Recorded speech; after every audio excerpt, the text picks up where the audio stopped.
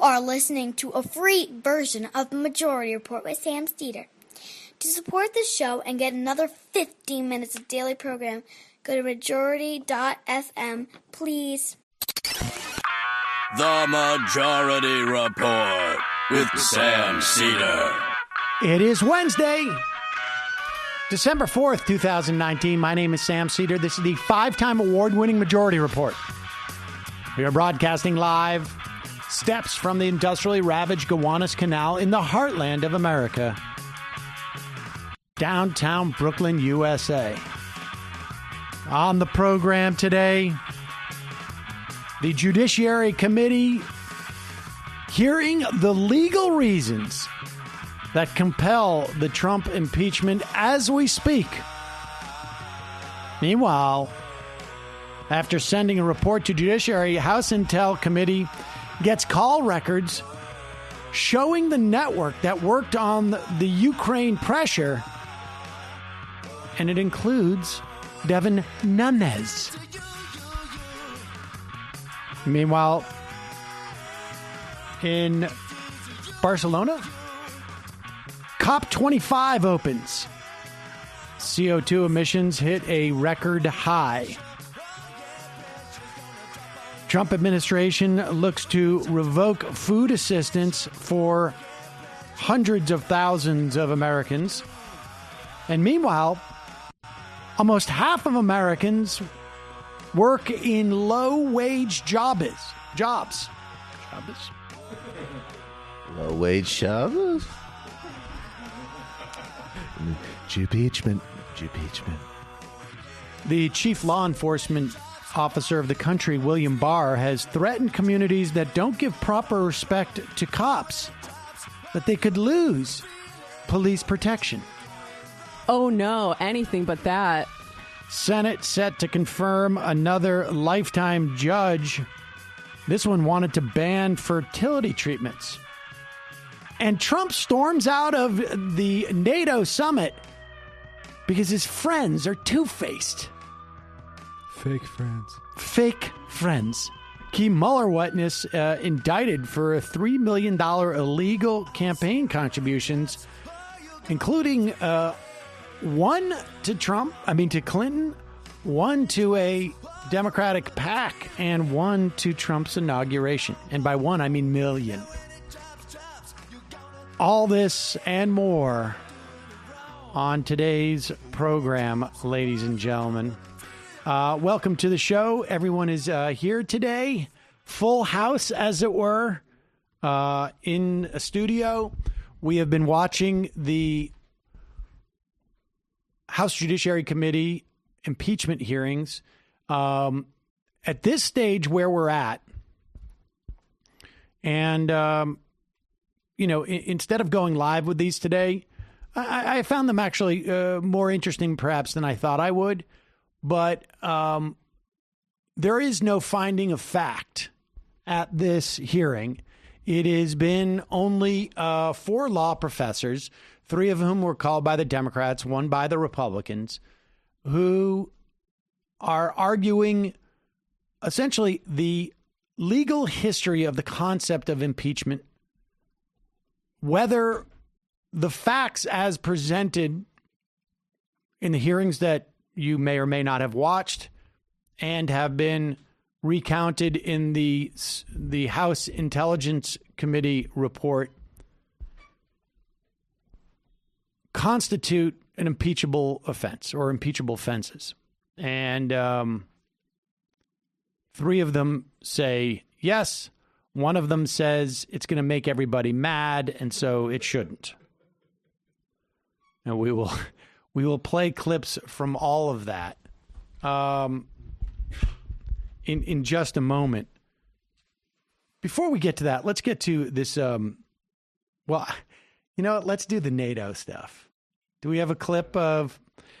So this is pretty stunning, and I think there's something relevant about this to what we're watching in terms of the impeachment. And it's not a defense of Trump, but it is an explanation of Trump. Donald Trump is incapable, for whatever reason. I'm not a trained psychiatrist. In fact, I'm not even an amateur psychiatrist. I'm not an untrained psychiatrist. I'm not in any way a psychiatrist. You're an untreated patient. I am a treated patient. I'm a treated one. Highly treated patient. Not necessarily cured. But Donald Trump, I think, has a genuine inability to distinguish between him and what personally has to do with him and what has to do with the country. Yeah, the one that matters is me. I'm the only one that matters. And I think it plays out in a multitude of ways. Not the least of which, of course, it's in America's interest to leverage aid that has been congressionally appropriated for Ukraine's defense for my benefit, because if it benefits me, it benefits America. Used to say what's good for General Motors. That's right. That's how It's good for Trump. It's good for America. And that's the difference. That's the between Eisenhower and Trump. Exactly. And here is Trump. Well, first, this is what starts off. Now, the second one that we have up there, right, is when he's telling people he's leaving, right? Yeah, okay. So let's start with this. This comes out in, I don't know, I think it was Euro News, whatever. I mean, literally Euro News. There's a cocktail party, and it's actually sort of fascinating to watch these guys gather around and talk like you would. I mean, it's so normal that it's almost bizarre. So you've got Boris Johnson there. You've got Macron. You've got Trudeau. I can't see who else is there. Who is behind that guy? A whole cavalcade of ghouls. Yeah, but there's also was there anybody else? Were there any other leaders there? There were a couple. I think the only players though are it's Trudeau is mainly talking, and Macron and Boris chat a bit too. Okay, so everybody else, Mark Rutte and Princess Anne, but they're not. Okay, Princess anything. Anne. All right, so the you can hear them talking, but it is captioned, and they are literally they're talking like you could see. I'm quite convinced that, if you went to a high school and a cafeteria, they would be like, man, did you see that guy is such an idiot? Here is what they are saying.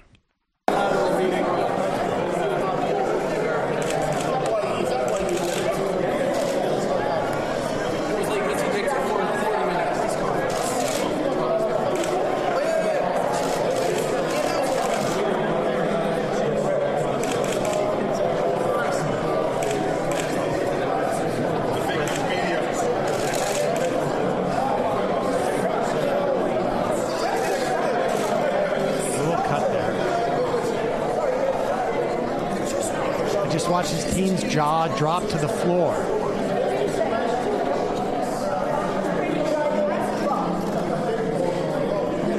Yes, no, I think that's Doral. Yes, in Miami. They're talking about Trump. And they're mocking him. And they're all going can you believe it? Oh, I got stuck in a 40-minute press conference with that boob. And so... At 2, Boris? Exactly. Well, I would like this to is interesting, too. I think the reason why, and then what happens is Trump reacts, and he gets really mad at Trudeau. And this, again, is about as high school as it gets, because he realizes he can't get mad at his only friend there, because then he'll be totally isolated. So he gets mad at the guy that he thinks he and his friend can gang up on. It is, I know that I am reducing this down to the most juvenile perspective, But that is exactly what the point I'm trying to make, that he does. Yeah, it's like when my best friend didn't like her birthday present, so she got mad at me, but not her boyfriend. Interesting. Exactly. It's your fault. Did you have a video of Prime Minister Trudeau talking about you last night? Well, he's two-faced. Do you think that Germany's too naive? And honestly, with Trudeau, he's a nice guy. I find him to be a very nice guy. But, the truth is that I called him out on the fact that he's not paying 2%. And I guess he's all right, not pause very it. So I just want to be happy clear on what happens here. Like, he was invited to, I think he was invited, I don't know if it was to Canada or whatnot, the question. And Trump rejected it. And why'd you reject it? He's two-faced. And then he realized, like, oh, I'm showing too much, that my feelings were hurt. And so what he does, and you'll see this, he tries to make it about, and it's an insult to America. And nothing could have been further from the truth. We see the video. We see what he's saying. He's making fun of Trump. He's actually expressing some type of empathy for Trump's advisors. But here, Trump is going to make it like he's mad at America. And then he slips at one point when you'll see. And I guess he's not very happy about it. I mean, you were there, a couple of you were there, and he's not paying 2%, and he should be paying 2%. It's Canada, they have money, and they should be paying 2%. So I called him out on that, and I'm sure he wasn't happy about it, but that's the way it is. Look, I'm representing the U.S., and he should be paying more than he's paying, and he understands that. There it is. There's the tell. Go back. I'm representing the U.S., in other words, he's trying to transfer the insult to him personally onto the United States of America, because that way he doesn't look so petty. He has the level of awareness to realize, I can't look this petty and this injured. Because honestly, like, this is the closest I have ever come, and believe me, I'm still miles away, to feeling some sort of empathy or sympathy for this guy, because he has, I can imagine, my 6-year-old son seeing his friends around the playground just like say something and clearly laughing at him and going over and going, don't worry about it, buddy. Do you guys have the tweet I sent you, though? Because I do want to make a very important, extremely important point, because there's an election coming up on December 12th in the UK.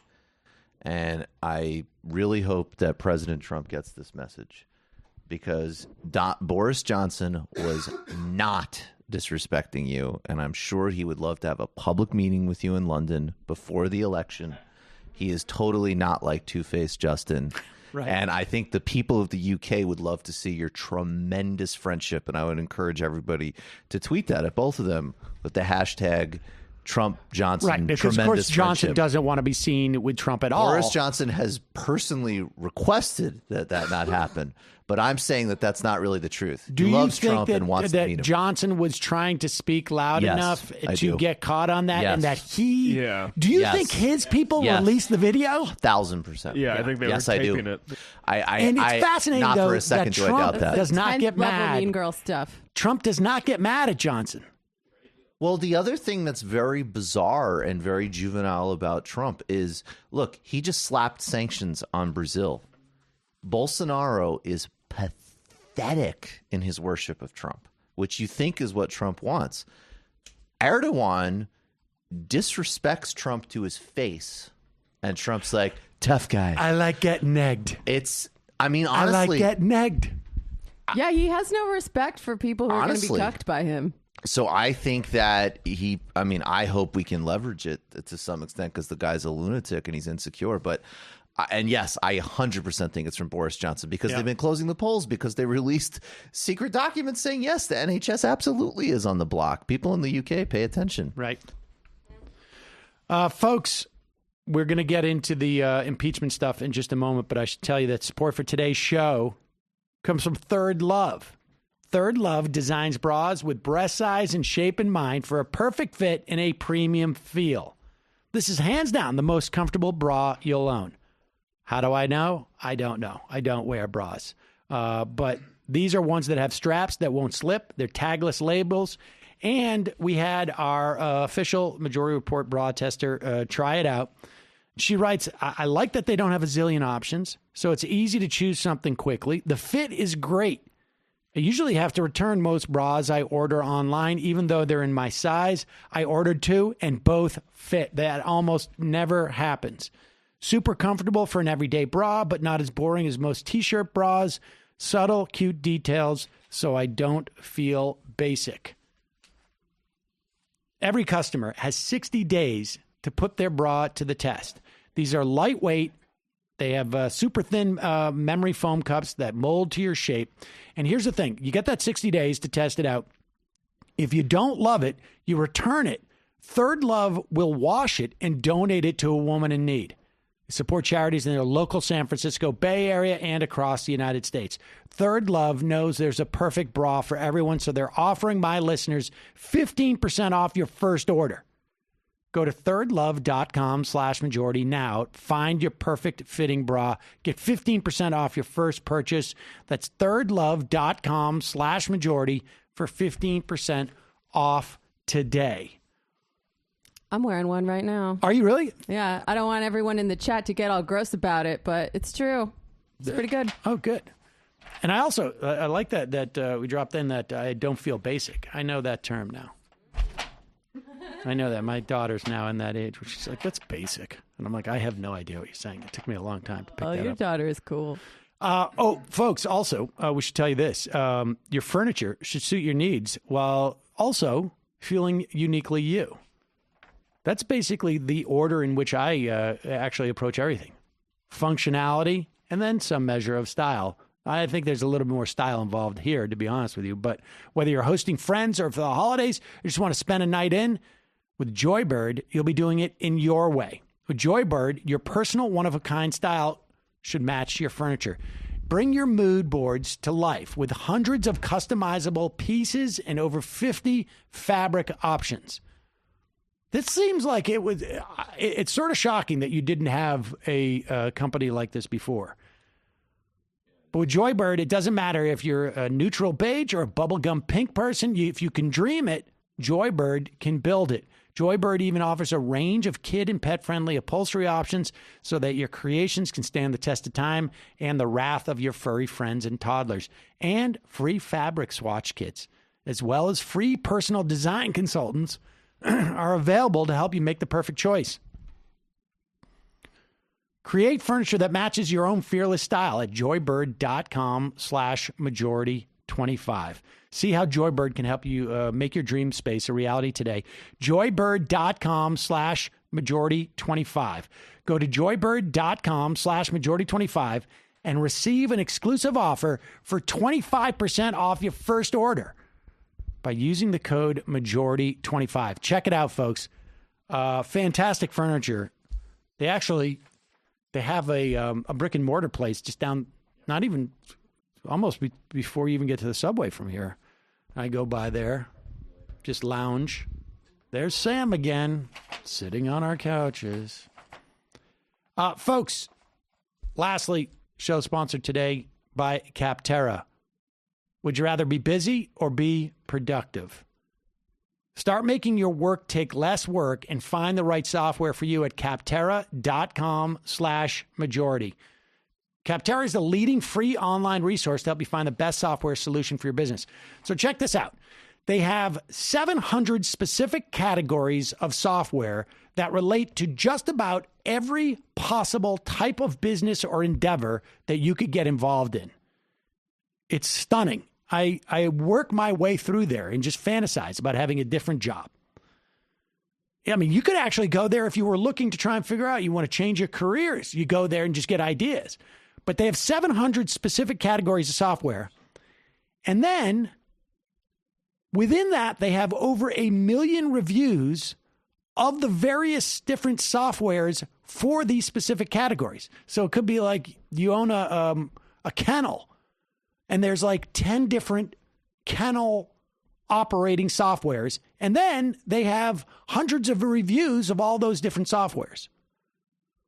They get over a million reviews of products from real software users. You can discover everything you need to make an informed decision. Doesn't matter what kind of software your business needs, Capterra makes it easy to discover the right solution fast. Join millions of people who use Capterra each month to find the right tools for their business. And folks, this is totally free. Totally free. It's sort of like a Consumer Reports for software. They don't weigh in, but it's all, actual users of the software. Visit Capterra.com/majority for free today to find the tools to make an informed software decision for your business. Capterra.com/majority. Capterra. That's CAPTERRA.com/majority. Capterra, software selection simplified. And I would check it out just if you're looking to change careers. Go over there, just see what's available. I had no idea. When I was raised, I honestly thought there were two jobs you could have, lawyer or car salesman. That was it. Is there a software for a communist podcast? There could be. Where does car salesman fit in? My uncle was idea. a car salesman. I know. What kind of cars? Chrysler, Buicks, Worcester. It's pretty big. It was a pretty big place. And then everybody else I knew was a lawyer. Right. Every other male. I guess my mom was a teacher, but she wasn't working when I was. So that was. Well, now you're using both of those skills. That's right. It's, selling cars and practicing law. I shouldn't without a license. All right, let's jump right into the House Judiciary impeachment hearing. So, look, here's the deal. This is the way that they're running these impeachment things is that theoretically there are 4 other committees that are involved. House Oversight, I'm not sure the other 2, to be honest, Financial Services and Intelligence. They are looking at different issues. The Ways and Means is the 4th. They are looking at different issues of potential impeachment, articles of impeachment. They are investigating them. If they come across one that they find it rises to the level of impeachment worthy, they send it to the Judiciary Committee. Let's start with this clip. This is Noah Feldman.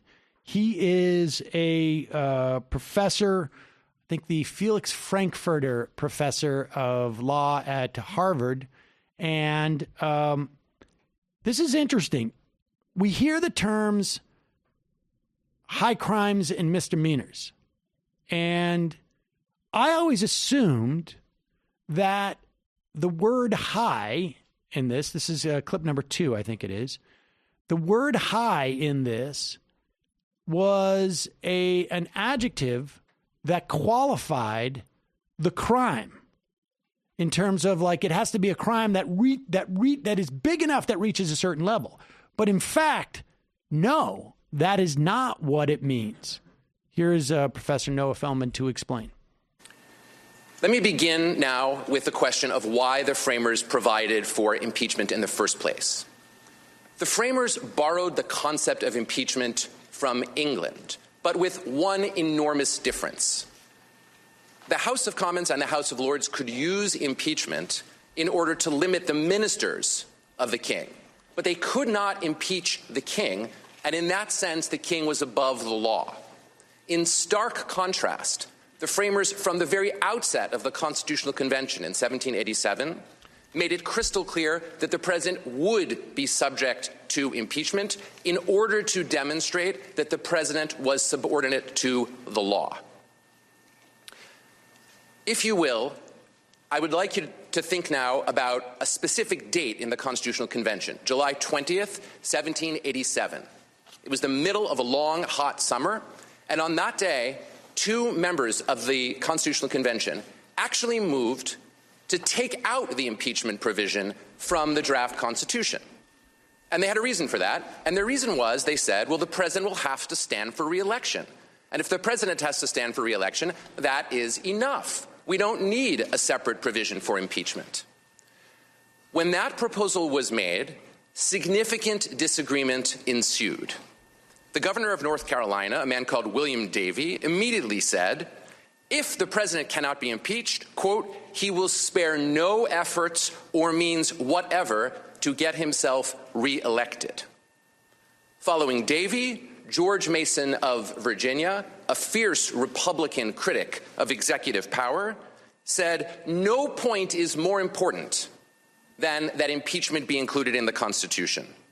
Shall any man be above justice? He asked, thus expressing the core concern that the president must be subordinate to the law and not above the law. James Madison, the principal draftsman of the U.S. Constitution, then spoke up. He said it was, quote, indispensable that some provision be made for impeachment. Why? Because, he explained, standing for re-election was, quote, not a sufficient security, close quote, against presidential misconduct or corruption. A president, he said, might betray his trust to foreign powers. A president who, in a corrupt fashion... All right, all right. That's not the right clip. I'm sorry. That is just basically the reason why impeachment exists. And the reason why impeachment exists is because it's not sufficient to have a re-election, leave it up to an election, not just because, of course, you could be in the second term of your presidency. I think at that time, maybe at the time of the founding, there was no restriction on how many times you could run for president, if I remember correctly.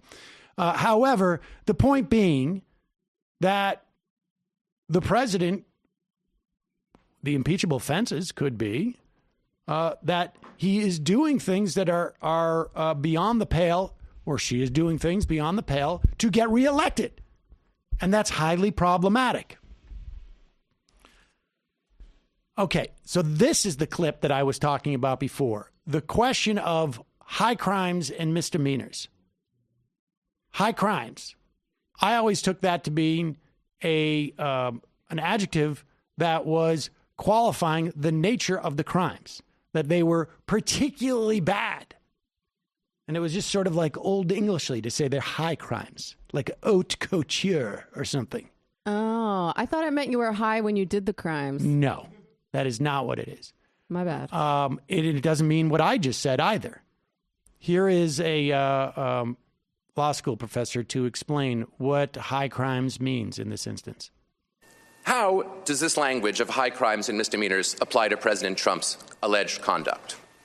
Let me be clear. The Constitution gives the House of Representatives, that is, the members of this committee and the other members of the House, quote, sole power of impeachment.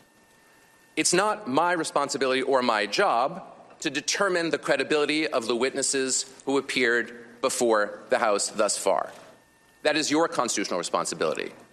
My comments will, therefore, follow my role, which is to describe and apply the meaning of impeachable offenses to the facts described by the testimony and evidence before the House. President Trump's conduct, as described in the testimony and evidence, clearly constitutes impeachable high crimes and misdemeanors under the Constitution.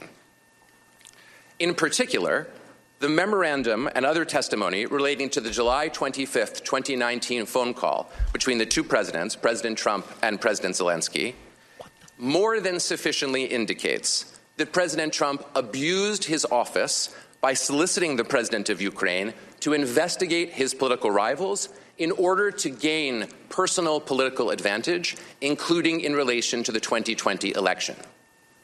Again, the words abuse of office are not mystical or magical. They are very clear.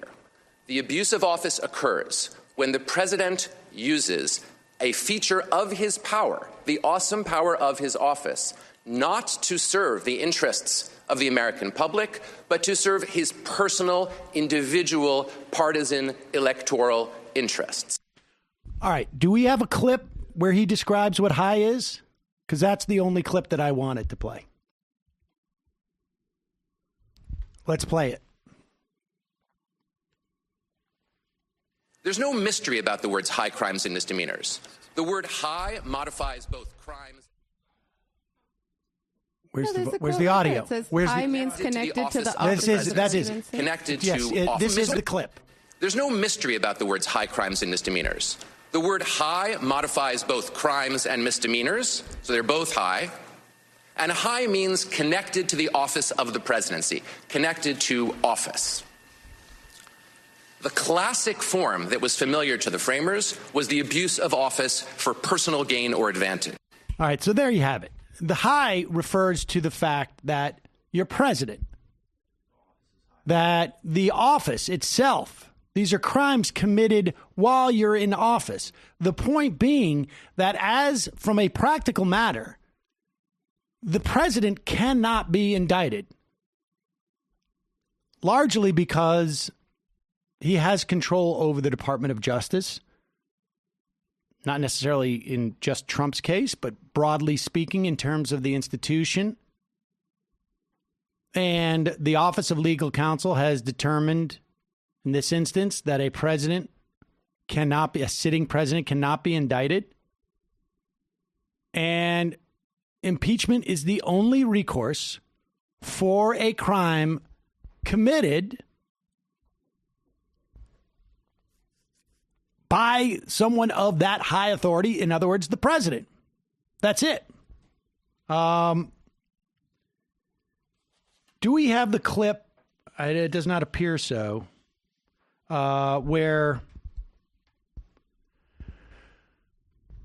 we get a definition of what the word bribery means in this context. There was no legal definition at the time of the Constitution for bribery, except for as it applied to a very specific positions. I think it was customs officials.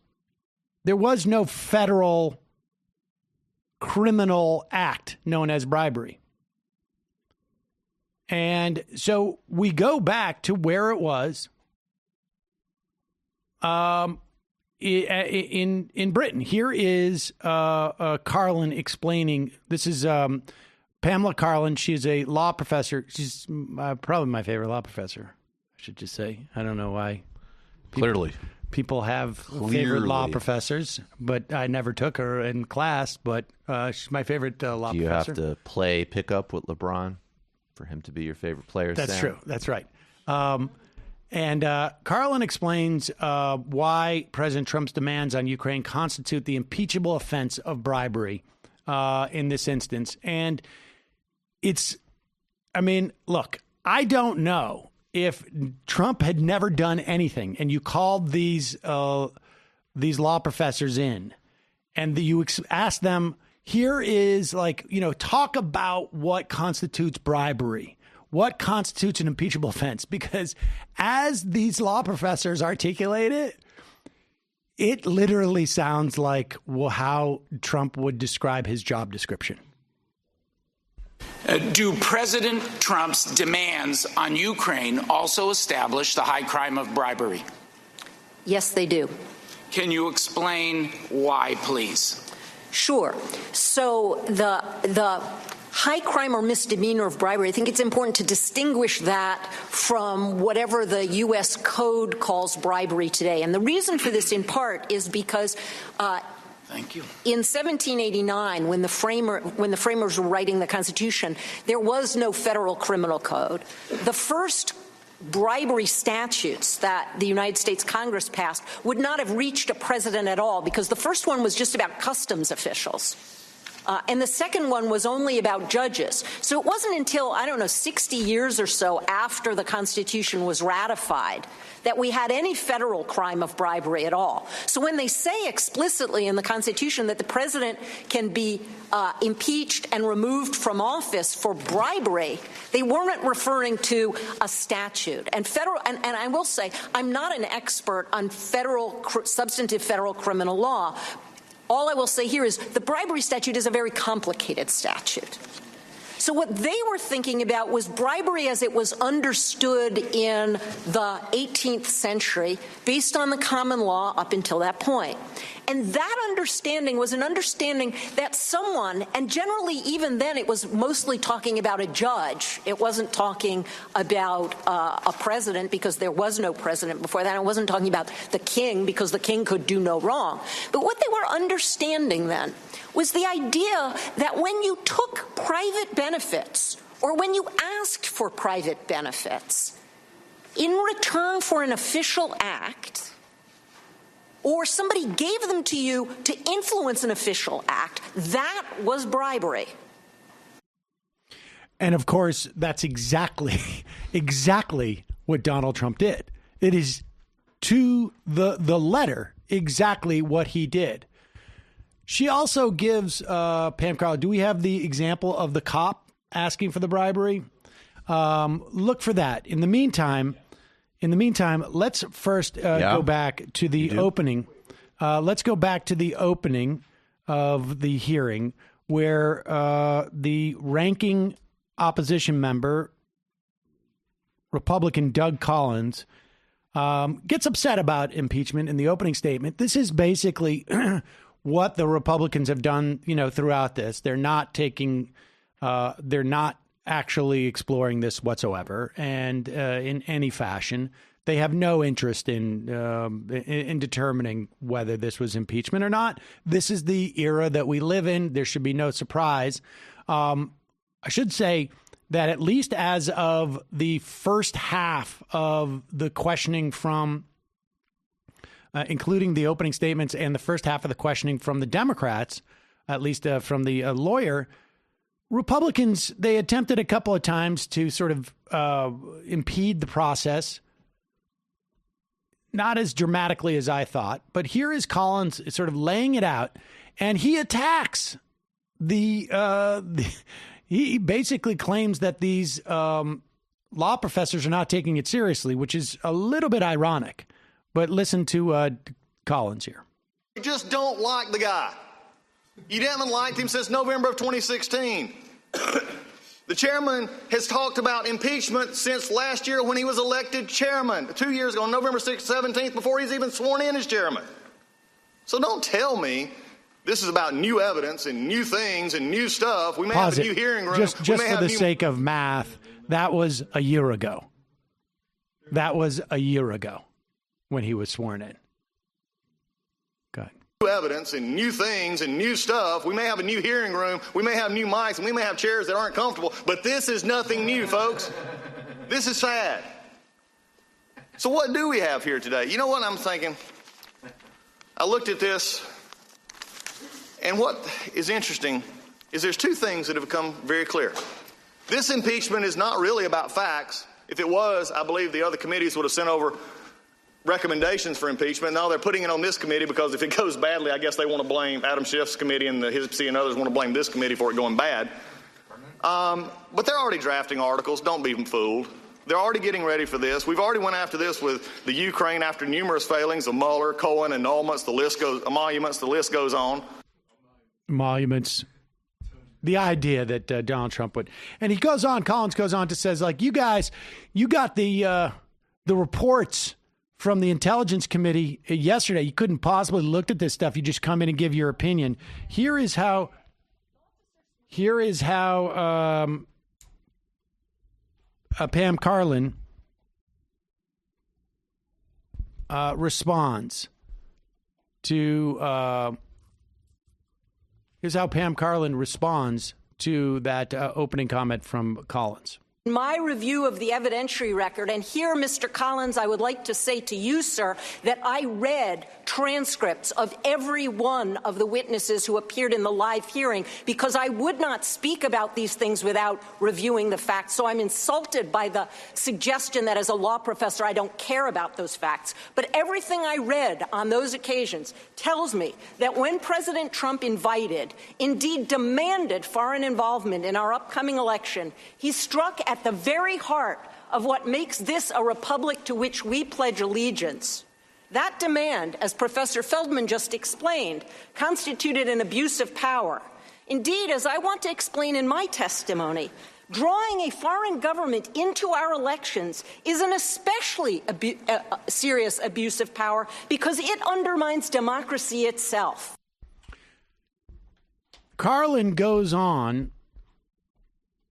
We're talking about Pam Karlan. She's a Stanford law professor. She's an appellate attorney. You know, you get to this level of law professoring, you will go out and you will do cases. In fact, I think she at one point represented the entire committee a couple of years back.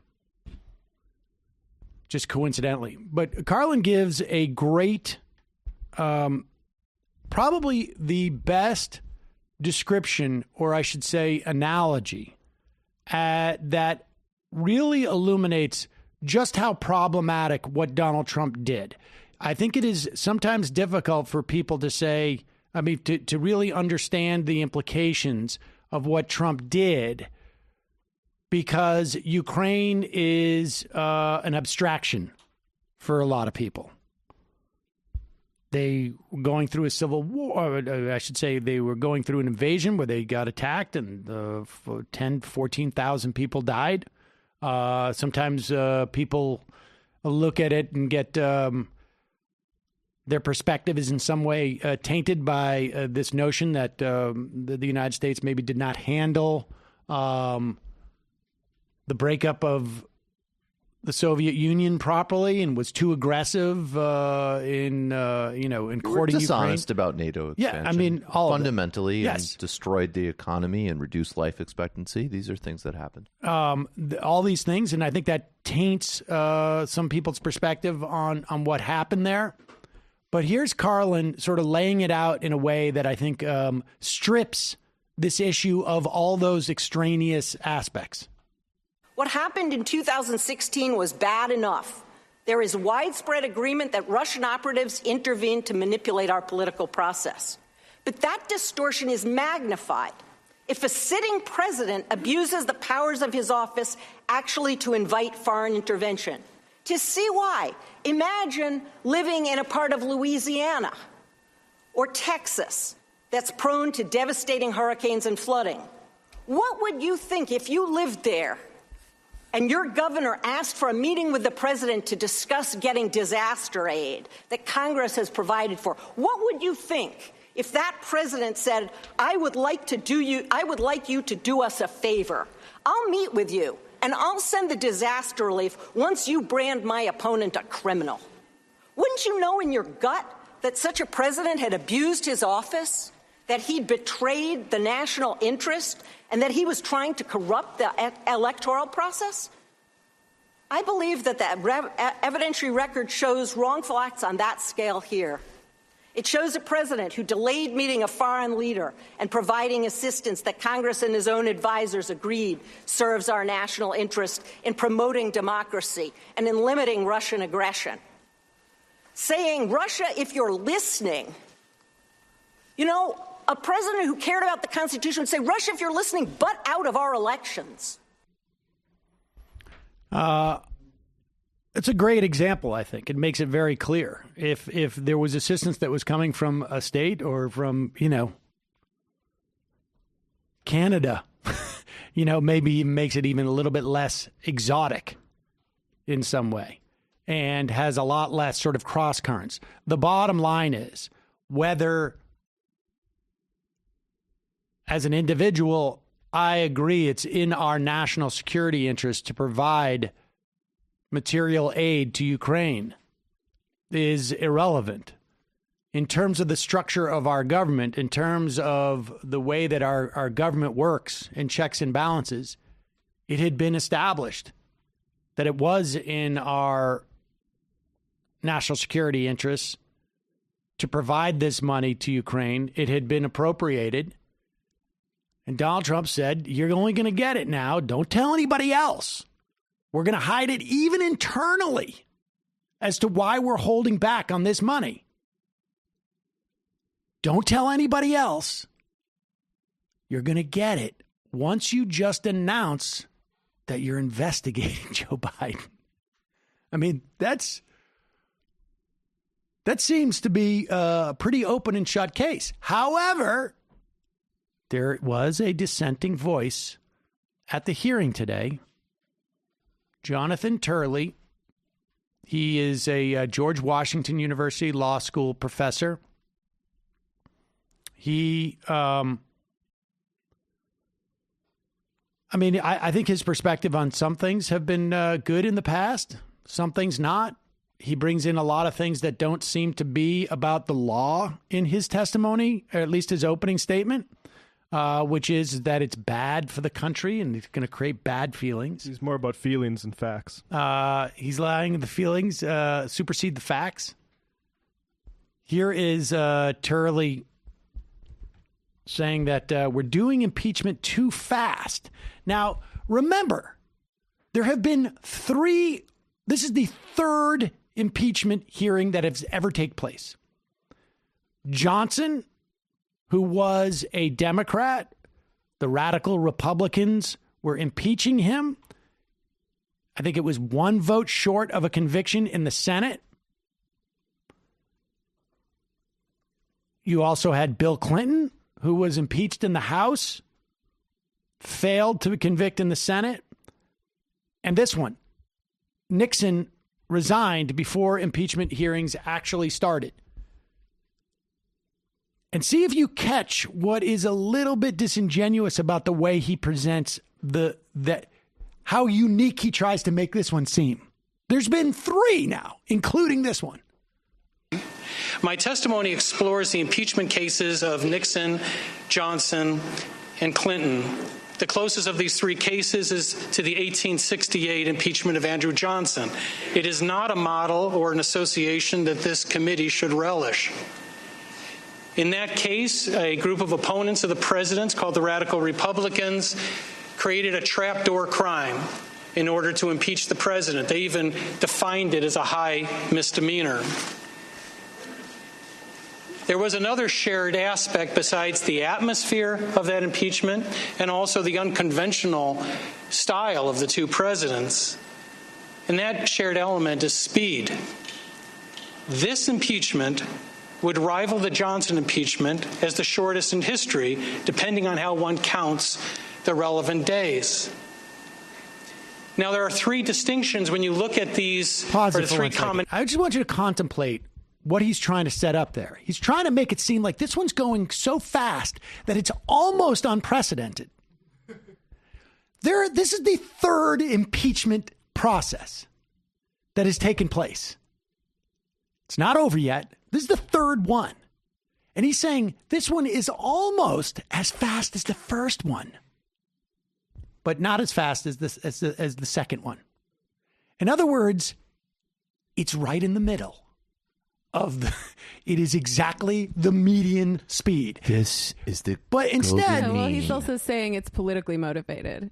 Well, he's saying that it's politically motivated is in the other comment. And of course it's politically motivated.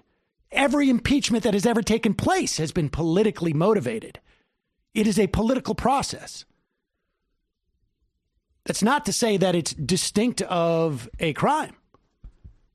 Johnson, there were multiple articles of impeachment about Johnson, ranging from ignoring Congress to being drunk and going around town cavorting. That ain't no crime. He also has said, Jamie, you didn't hear any of the testimony. He wrote in an op-ed, you don't need to have a crime to be impeached. You need to have an offense. So the point being here that Turley is trying to be specifically disingenuous. He's trying to make it seem like this is being rushed. And his only example is one that is a little bit faster than this one. And then there's one other one that went a little slower. Small sample size. That was the first World Series that went to 7 games. This impeachment would rival the Johnson impeachment as the shortest in history, depending on how one counts the relevant days. Now, there are 3 distinctions when you look at these, or 3 commonalities when you look at these past cases. All involved established crimes. This would be the first impeachment in history where there would be considerable debate and, in my view, not compelling evidence of the commission of a crime. Second is the abbreviated period. Pause it. And that's why later in this hearing, he is asked specifically about the op-ed he wrote in the Wall Street Journal that you don't need a crime for impeachment. Not to mention Pam Karlan, who in her opening statement made it quite clear that bribery itself was not a crime when it was written into the Constitution as a reason for impeachment. A crime is defined by federal statute. Crimes don't exist but for in religion in nature. And so his testimony is garbage. There was no crime of impeachment, of bribery by a president when the Constitution was written. It just simply didn't exist as a crime. It was just a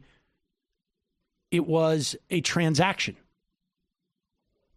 Good. Compelling evidence of the commission of a crime. Second is the abbreviated period of this investigation, which is problematic and puzzling. This is a facially incomplete and inadequate record in order to impeach a president. Allow me to be candid in my closing remarks because we have limited time. We are living in the very period described by Alexander Hamilton, a period of agitated passions. I get it. You're mad. The president's mad. My Republican friends are mad. My Democratic friends are mad. My wife is mad. My kids are mad. Even my dog seems mad. And Luna's a golden doodle, and they don't get mad. So we're all mad. Where has that taken us? Will a slipshod impeachment make us less mad? Will it only invite an invitation for the madness to follow every future administration? That is why this is wrong. It's not wrong because President Trump is right. His call was anything but perfect. It's not wrong because the House has no legitimate reason to investigate the Ukrainian controversy. It's not wrong because we're in an election year. There is no good time for an impeachment. No, it's wrong because this is not how you impeach an American president. Well, first off, he said it was wrong because it's not going to make everybody less mad. And that is also not a reason to or not to impeach a president. I mean, he has a 56-page opening presentation. He only read part of it. The other ones had a 6 to 10 page. And it is because when you do not have the facts or the law on your side, you bang on the table, as they say. Well, I mean, I just also think, and it is, especially if you are, invested in this broader process, as we all are to some extent, the fact that the Republicans will absolutely try to impeach the next Democratic president, literally regardless of anything that's happening right now. Like, that's regardless of who gets mad. That's going to happen. That is simply a function. I mean, at the bare minimum, they will attempt to destroy that president with every tactic available short of impeachment, if they don't impeach, which I'm sure they will. Then you have to ask yourself, how do you change that dynamic, right? And his answer behind all the flourishes is, let the president do criminal activity, and then maybe everybody will be less upset. Be less mad. My wife. Even my wife is mad. He is in trouble for saying it was not a perfect call, though. Well, that's another. That's right. I mean, it was sorry, actually. No, that was Fact check. talk about rhetorical goalpost shifting. Well, he calls it a slipshod process, and the only evidence he cites for that is how fast it's going. Exactly. Compared to 1860s. Exactly. Like, we and have there's cars no now, buddy. Has anyone in any venue at any time made a single refutation of the facts in this case? People can say what he did happens all the time, which is actually what Mike Mulvaney said when he admitted that they did it. You could say this is not, it doesn't constitute bribery because he didn't say quid pro quo. You can say all of those things. It's that he really cares about corruption. But the actual facts that took place here, you cannot find a single individual in any venue anywhere who has refuted a single aspect of what came out during those hearings. Or you could say, and let me build a fantasy universe for a second. Right out of the gate, we're opening impeachment proceedings against him for emoluments, his hotels and how that relates to support for criminal conduct in Yemen. High crimes and misdemeanors, especially as I'm learning more and more how it's defined, I don't think there's an excuse for not impeaching him for what he's done with immigration and concentration camp policy. Without a doubt. I don't think like I don't even think like it's. I used to think like that is the analytically and morally correct position.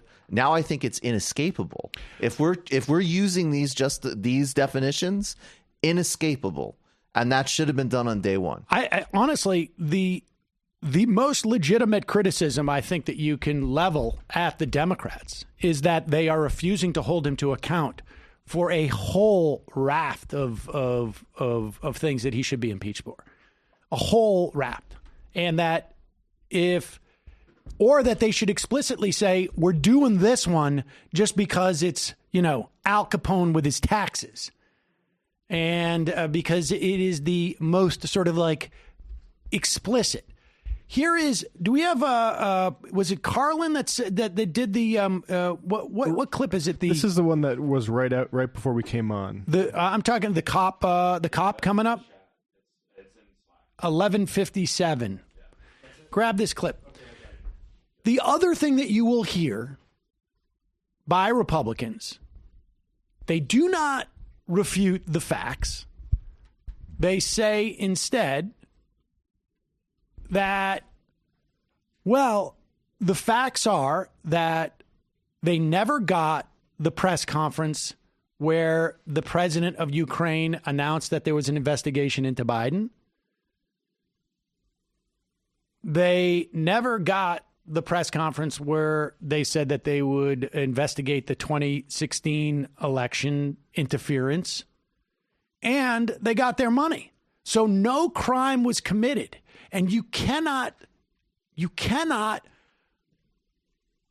impeach because he only attempted bribery.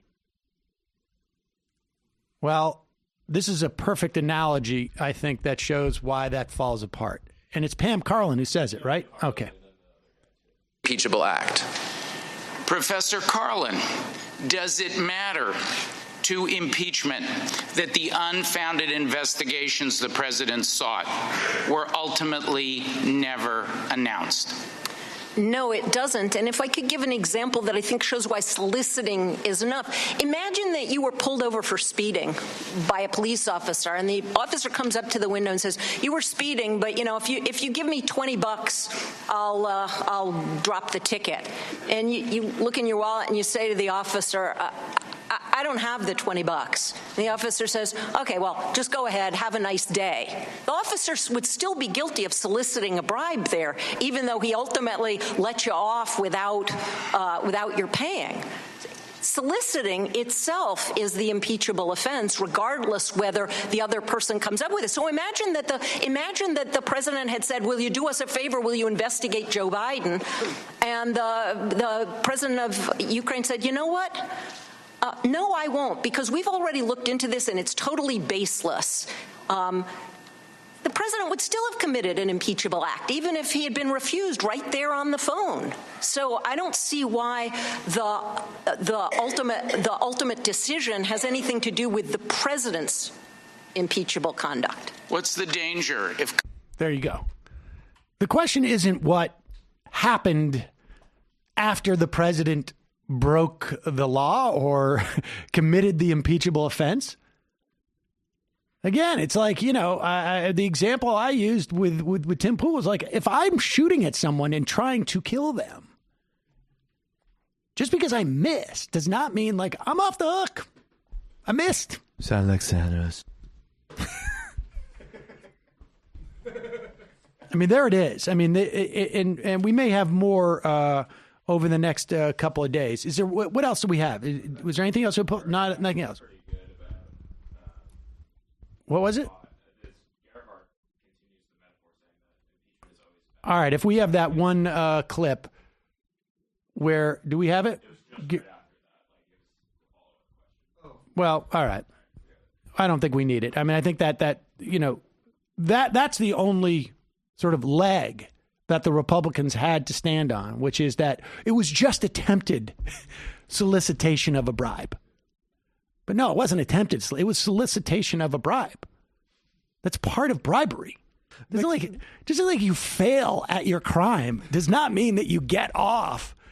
You fail at your law breaking. You fail at your impeachable offense.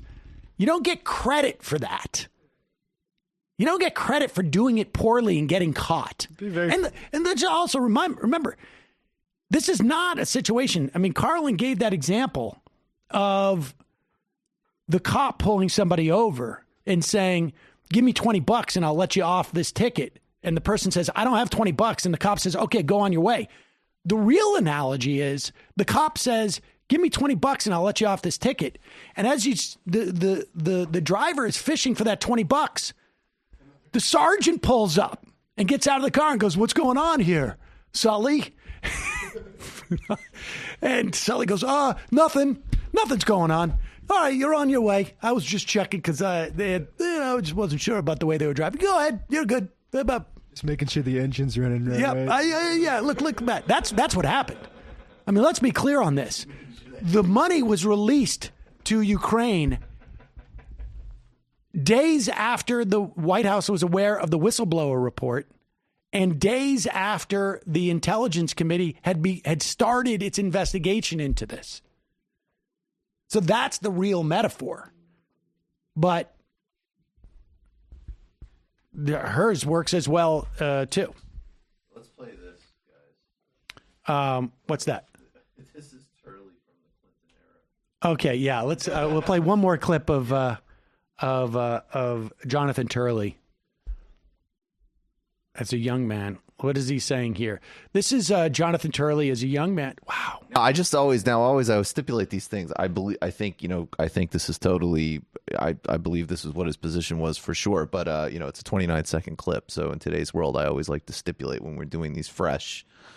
If there's further context that emerges, right. We'll revisit. Well, let's hear what he had to say in the context of the Clinton impeachment. Executive power exhibits the same physical properties as a gas in a confined space. When you expand the space, the gas will fill the space. You should not be misled. Your decision will define executive power and authority. If you decide that certain acts do not rise to impeachable offenses, you will expand the space for executive conduct. And we will have to live with that expansion. Talking about blowjob. Now, forget about, for a moment, step back from the fact that he's talking about Bill Clinton. Yes. That is exactly the point. If you say this is okay, where do you draw the line? Where do you draw the line? How can you say, and look, for people, and I don't know whether he was arguing for or against impeachment there. I mean, what Bill Clinton did had nothing to do with executive authority. He was involved in a deposition that had nothing to do with his role as president. Was literally all about everything that didn't have to do with his role as president. But be that as it may, for people who are skeptics of impeachment, as far as I can tell, I mean, obviously Republicans are because it's a knee-jerk reaction. But I would say that the skepticism of impeachment from people who are actually in some way even following this appears to be, A, that Democrats aren't doing the business of business. Now, this is an argument that Nancy Pelosi, Sherry Bustos also argued, that we don't want to get involved in this. We need to pass the new NAFTA to show that we're actually doing stuff. Now, that's a political argument. Patriot Act. And this is a political argument. And, people can disagree on this. But the reality is the Democrats have passed a multitude of pieces of legislation that are going to die in the Senate. All of them. Every single one of them. They don't even make it through the Senate. So to say that there's something else that Congress should be doing is ridiculous. In fact,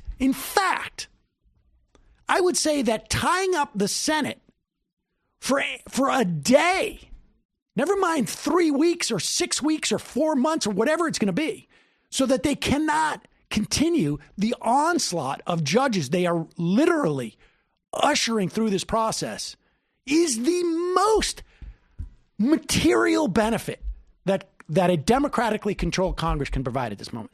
Without a doubt. Without a doubt. Bravo. On top of which, if you are worried about presidential abuse of power, which we should all be, because we have seen it with virtually every single president, as far as I'm concerned, certainly that I've been alive, right? Like, I don't think the president should have the right to be able to assassinate an American citizen in the way that the Obama administration did, just for an example. And then I don't think a president should be able to allow a torture regime spy on Americans and lie us into a war, et cetera, et cetera.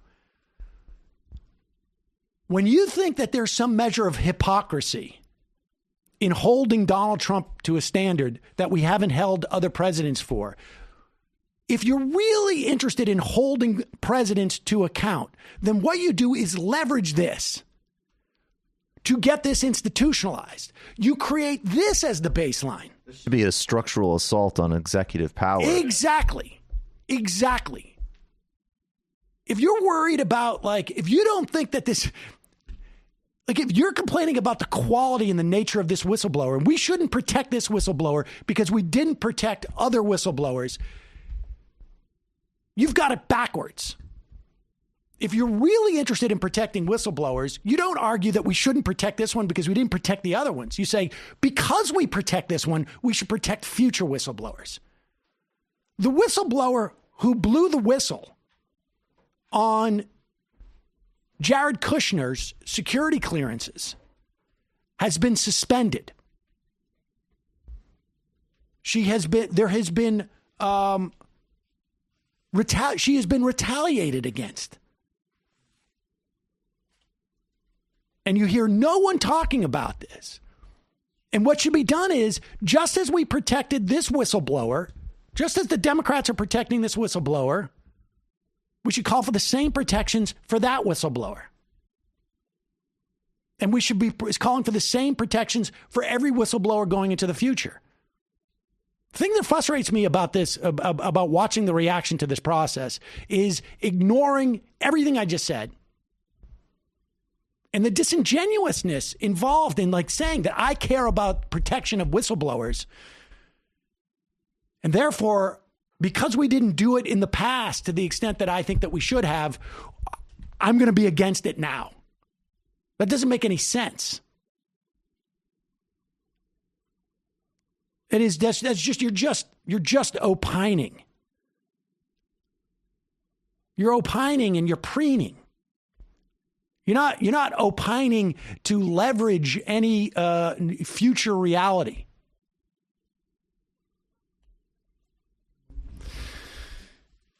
So, I mean, from what I saw so far, I was pleasantly surprised. I don't know that Nadler's as adept at this stuff as Schiff is, but to the extent that, and I know, again, I don't think a single person's mind is going to be changed by any of this. I don't think the Democrats who are worried about extending impeachment are going to be in any way assuaged. I don't think there's any Republicans who, I mean, if you had asked me 5 months ago, do I think there's a single Republican who would ever be moved by anything that could be presented? No. In fact, if you had asked me on the day after the election, I think I made it quite clear. Donald Trump is not going to be removed from office via impeachment unless he's caught naked running around on the front lawn of the White House. And that is because I don't think the Republicans are going to move an inch. But the point is that, part of the reason why you impeach is also for the future. We're talking a lot about the Johnson impeachment. We should normalize impeachment. For the left, it's a two-front interconnected war. I mean, I said a couple months ago, I think, on this show, that I read, I forgot who I was citing, but somebody with great sympathy and much agreement who was coming from the perspective you were just critiquing in terms of attacking the so-called intelligence and defense community and talking about the war on Chelsea Manning and Snowden and the charges against Assange and all that stuff, which I 100% agree with. And then I said, and incidentally, I just read Congressman Miller's piece in the American Prospect, and this is the same problem. Yeah. And that is the left position you have to chart, because absolutely.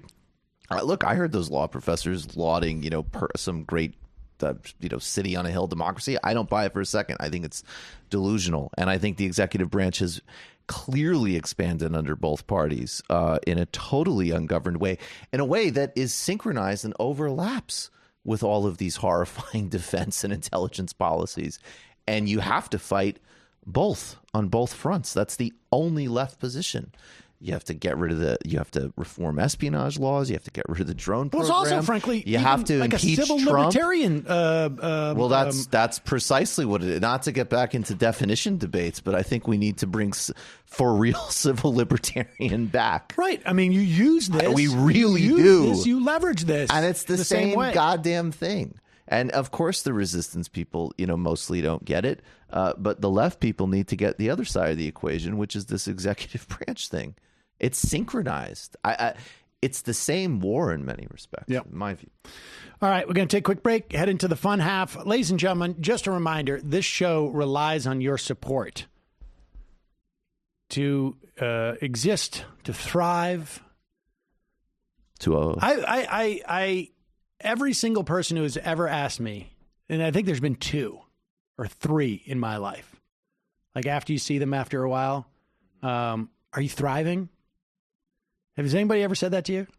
All the time. Seriously? No. The people who said that to me, I knew for a fact did not want me to be thriving.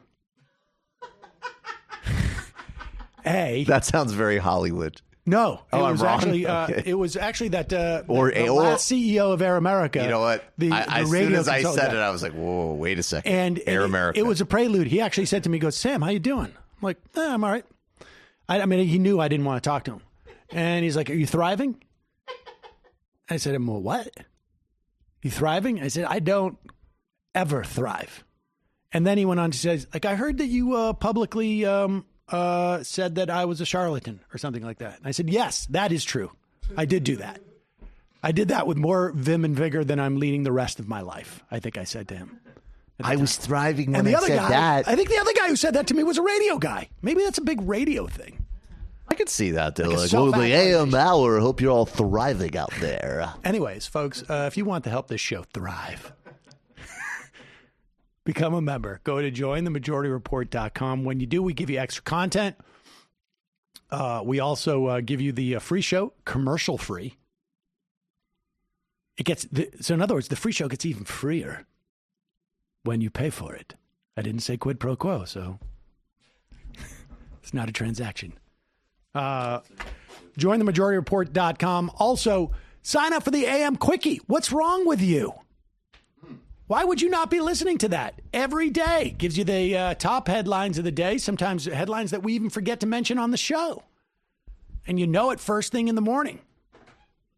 5 minutes. You can go to amquickie.com to sign up, or you can listen to it on the app. You get the free Majority Report app on majorityapp.com. And don't forget, justcoffee.coop, fair trade coffee, tea, or chocolate. Generally, you use the coupon code Majority, get 10% off. But right now, I think they're having a 30% off sale. Should get another bag of the $5 bag, too. Right, Brendan? Yes. Yeah, I know it. Brendan just gave me that. He's like, of course. Can't believe you didn't know that. Bren's got to manage you, boy. Today is Wednesday. Last night was Tuesday. Michael, what happened here? It was another just extraordinary show. But may I take 30 seconds to say this is the 48th anniversary of Fred Hampton's assassination. I want to plug a really good piece in Truth Out called 48th Anniversary of Fred Hampton's Murder, Rampant Surveillance of Black Liberation Movement Continues. I'd look up some clips of his. He really was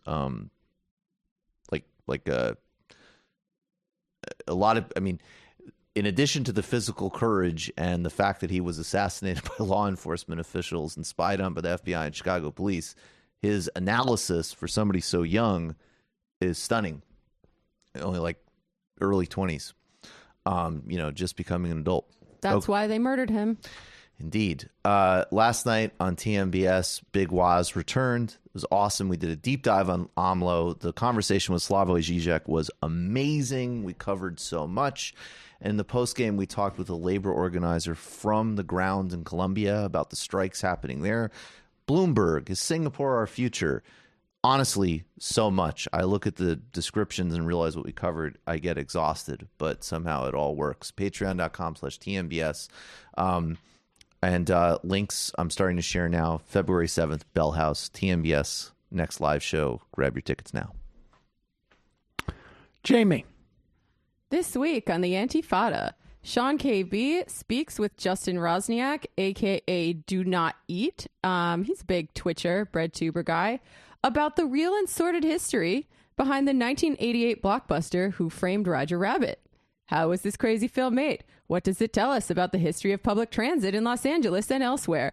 Why is Elon Musk full of crap? And how would rail fit into the Green New Deal and socialism more broadly? I also wanted to plug the episode that I did last week because I was out and didn't get a chance to do it. And it's one I'd been wanting to do for a while. I had on poet/journalist Rachel Rabbit White, Nina Lowe from Decrim NY, and self-described whore of all trades Oyster to talk about organizing in the world of sex work and why socialists should care about decriminalization and why this is a workers' rights issue, not merely a libertarian one. So we had a pretty wide-ranging discussion about that, and then they humor us and play our favorite game after the Rev, imagining how the vocation formerly known as sex work could fit into a post-capitalist future. Also, on Friday, for our patrons as a bonus, we released a Real Kollontai Hours, wherein these modern-day workers read a 100-year-old essay that Alexandra Kollontai wrote about prostitution and see if and how it relates to our lives today. So check it out, patreon.com/theantifada. Sorry, real quick, I'm getting flooded here. 50th anniversary of the assassination of Fred Hampton. Apologies. 50th anniversary. The piece from 2017. Not good at math. And also, I'm anti-math, so I shouldn't even be responding to that. But it's Fred Hampton, so I'll make an exception. Literary Hangover, we did Arthur Miller's The Crucible, the 1953 play about the Salem witch trials and McCarthyism. We talk about how Arthur Miller's marriage to Marilyn Monroe made him a target for the House Un-American Activities Committee, and why Abigail Williams, who John Proctor has an affair with in The Crucible, is sort of inspired by Marilyn Monroe. All right, folks. Fun half. See you there.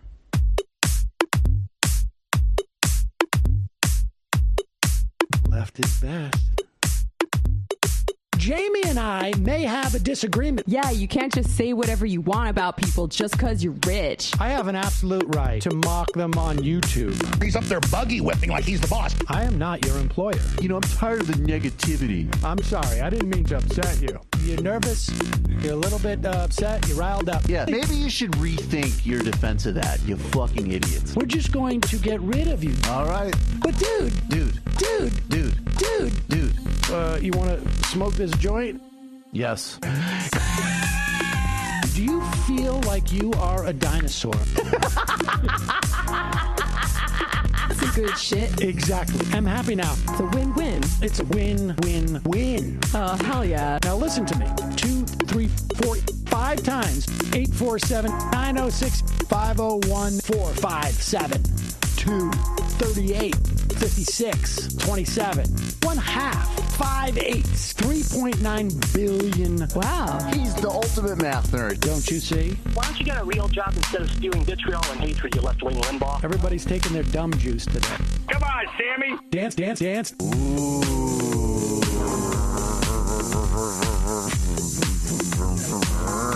Rand Paul. I had my first post-coital scene with a woman. I'm hoping to add more moves to my repertoire. All I have is the dip and the swirl. Fine, we can double dip. Yes, this is a perfect moment. No.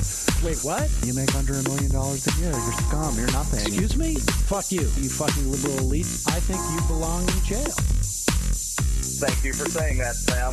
You're a horrible, despicable person. All right, going to take a quick break.